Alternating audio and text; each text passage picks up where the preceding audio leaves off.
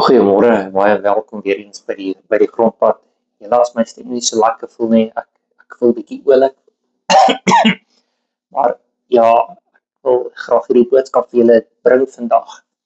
En onthou ons het gister gepraat oor die stuk in 'n kaart.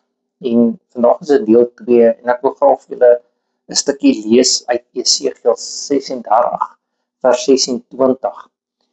Ek sal julle 'n nuwe hart gee en 'n nuwe gees in julle laat vaar. Julle, is dit nie presies die teks wat jou ervaring van 'n oorgeplante hart beskryf nie? Dit is daai bonatuurlike werke van God ons Vader.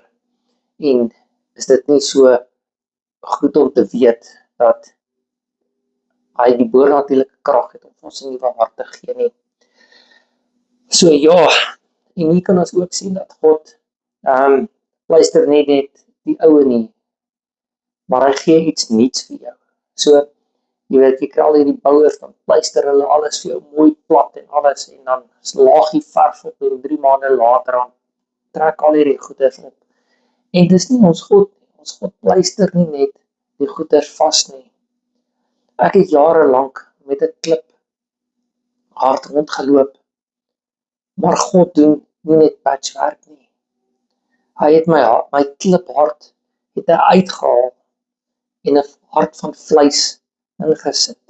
Dis nie net emosies nie, dis ook 'n geestelike hartklop. En daai geestelike hartklop is die vleis. So as jy nie meer kan vandag met daai kliphart rondloop nie, vra Jesus vandag dat hy vir jou 'n oorplanting kom gee, 'n operasie kom gee en vir jou 'n hart van vleis kom ingee, sodat jy nuwe kind van God kan wees. En die liefde wat hy vir jou wil hê, kan ervaar op elke dag. En met daai liefde wat jy ervaar, kan jy dit weer uitbeeld aan iemand anderste. Julle, ek is Johannes Erasmus en ek is van die grondpad. So as jy van hierdie video gehou het, like, subscribe en stuur dit vir iemand wat vandag 'n oorplanting nodig het in hulle hart. Jesus is lief vir julle en God die Almagtige Vader kyk na julle. Amen. Lekker dag.